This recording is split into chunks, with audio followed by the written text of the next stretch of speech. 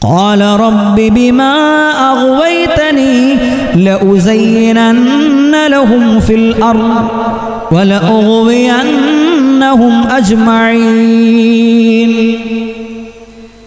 ഇബ്ലീസ് ലഅനത്തുല്ലാഹി അലൈഹി റബ്ബിനോട് പറയാണ്, റബ്ബേ, നീ ഏതായാലും എന്നെ പുറത്താക്കി, എന്നെ വഴിപിഴച്ച മാർഗത്തിലാക്കി. ഇനി ഞാൻ നിന്റെ അടിമകൾ ഭൂലോകത്ത് വരാനിരിക്കുന്ന അടിമകൾ, അവർക്ക് ഞാൻ അവർക്ക് ഭൂമിയിൽ അവർക്ക് ഞാൻ ഓരോരോ കാര്യങ്ങൾ അവർക്ക് ഞാൻ ഭംഗിയാക്കി കാണിച്ചു കൊടുക്കും.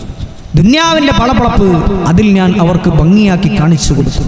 എന്നിട്ട് ഞാൻ അവരെ അജ്മഈൻ പോലെ എല്ലാവരും ഞാൻ വഴിപിഴപ്പിക്കും. നമ്മളൊന്ന് ആലോചിച്ചു, ഇത് ശൈത്താൻ ശപഥം ചെയ്തതാണ്. അതുകൊണ്ട് ശൈത്താന്റെ വിഷയത്തിൽ നമ്മൾ നിരന്തരമായ ജാഗ്രത പാലിക്കണം. എന്നിട്ട് ശൈത്താൻ തന്നെ പറയുന്നുണ്ട്, ഇല്ലാ ഇബാദക മിൻഹുമുൽ മുഖ്ലസീൻ, നിന്റെ ഇഖ്ലാസുള്ള അടിമകളെ ഒഴികെ അതിൽക്ക് തൊടാൻ കഴിയൂല. എന്താ ഈ പറഞ്ഞതിന്റെ അർത്ഥം? ഇഖ്ലാസുള്ള അടിമകളുടെ ഭാഗത്തേക്ക് ശൈത്താന് ശ്രദ്ധനല്ല. നമ്മൾ അമല് ചെയ്യുന്ന ലോകമാന്യത്തിനും അള്ളാന്റെ മാർഗത്തിലല്ലാതെ അമല് ചെയ്യുന്നവരെയാണ് ശൈത്താന് ആവശ്യം. അമലക്കെടുക്കും, പണിയെടുക്കും, ഇബാദത്തൊക്കെ ചെയ്യും. പക്ഷെ ആ ഇബാദത്ത് അള്ളാഹുവിന്റെ മാർഗത്തിലല്ലാതെ, അള്ളാഹുവിനെ ലക്ഷ്യം വെച്ചുകൊണ്ടല്ലാതെ ചെയ്യുന്ന ആളുകളെയാണ് ശൈത്താൻ ആവശ്യമുള്ളത്. അങ്ങനത്തെ ആളുകളെ ശൈത്താൻ ഫിത്നയിൽ അകപ്പെടുത്തുമെന്നാ പറഞ്ഞത്.